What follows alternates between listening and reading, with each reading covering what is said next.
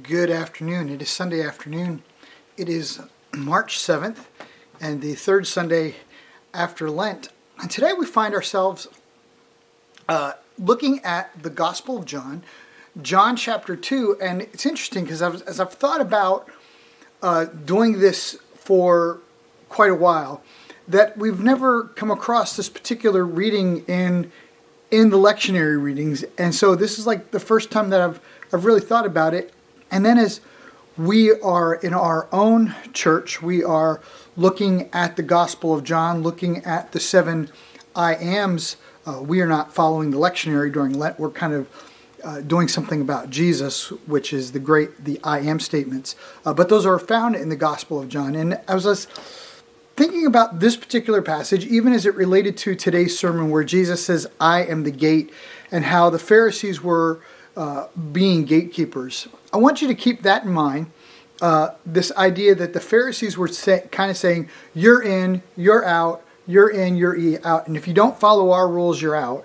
And so I want you to follow this, and we'll take a look at that after we read. This is the third Sunday in Lent.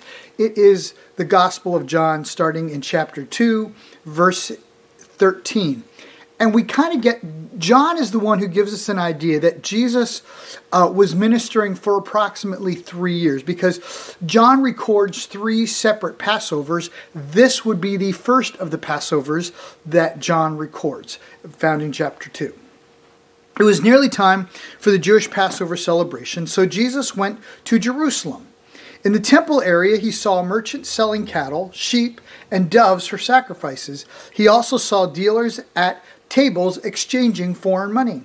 Jesus made a whip from some of the ropes and chased them all out of the temple. He drove out the sheep and the cattle, scattering the money changers' coins on the floor, and turned over the tables. Then going over to the people who sold the doves, he told them, "Get these things out of here. Stop turning my Father's house into a marketplace." Then his disciples remembered this prophecy from the scriptures, "Passions for God's house will consume me." But the Jewish leaders demanded, "Why are you doing?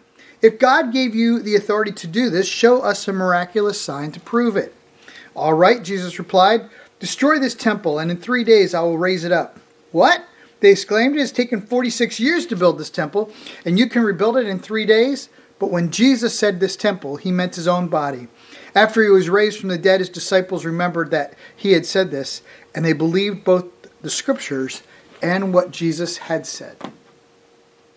So the Pharisees, who are following all the rules of the law, they are the interpreters of the law. They are the people who are basically the judge and jury. And we find that Jesus has a particularly contentious, at least John really shows the battle between the Pharisees and Jesus. And it seems like every time we turn around, Jesus is having another confrontation with the Pharisees in the Gospel of John. And what I find really interesting is the Pharisees have let this travesty that Jesus finds in the temple.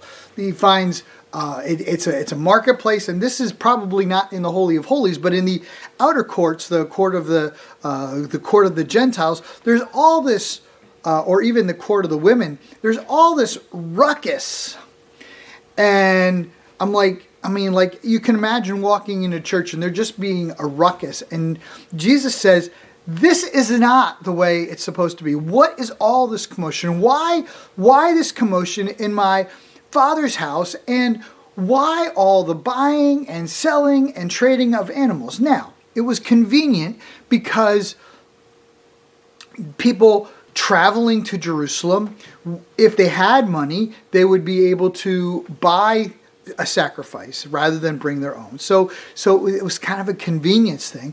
And the other thing, some people coming from foreign lands would have to exchange their money. So there was all this commotion. Imagine walking into the foyer of the church and there's just all this stuff going on. And Jesus said, this is a distraction. And yet what's really funny is the Pharisees allowed all of this. The people who were trying to interpret the law and holding up the law, trying to avoid the Romans coming and taking over the Jews again, in a more harsh fashion, they let this craziness go on in the temple. And Jesus sees it, and it's like, this is ridiculous. Get these guys out of here. Now, this occurs at the beginning of Jesus' ministry in the Gospel of John. It occurs at the end of Jesus' ministry in Matthew, Mark, and Luke. So where did it happen? We don't know. Maybe it happened twice. We don't know. But you would think that if it happened twice, it's like, what did you learn from 3 years ago that it happened? So Jesus drives them out. And I really want to ask this question, because the question really becomes, and the Pharisees are like, man, what are you doing? You're driving, you're taking over our place. And Jesus says, passion for my Father's house consumes me. And the question I'm going to ask on Wednesday night, as we take a deeper dive into John chapter 10, the Pharisees they kind of felt like keepers of the law. And Jesus got in all kinds of trouble because he healed the blind man, and he healed the blind man on the Sabbath. And he said that I am, meaning he said he was God. And so Jesus got in all the trouble with the Pharisees, and they were keepers of the gate. They said, you're in, you're not. You're in, you're not. And here's the question. If Jesus were to look at you today, and he was, and as we examine our heart about this, what are the kinds of things that we have in our heart? And I think one of the reasons that Jesus was so upset about this was because all this stuff, all this money changing, all the selling of animals, was drawing people's hearts away from his kingdom. And so what is in our lives that people see that instead of pointing people to the kingdom, draws people away from the kingdom? If Jesus was standing in front of you today and he said, that's just not drawing people to the kingdom. I want you to be like me. I want you to be the light of the world. I want you to give bread to the needy spiritually. I want you to be the gate so that people can see me and come to salvation in me. What things are in our heart that Jesus would definitely say, I got to drive this right on out? So that's the question. What is in us today that needs to go? And so I encourage you to think about that as you think about Jesus driving the tax, all the people out of the temple, the marketplace.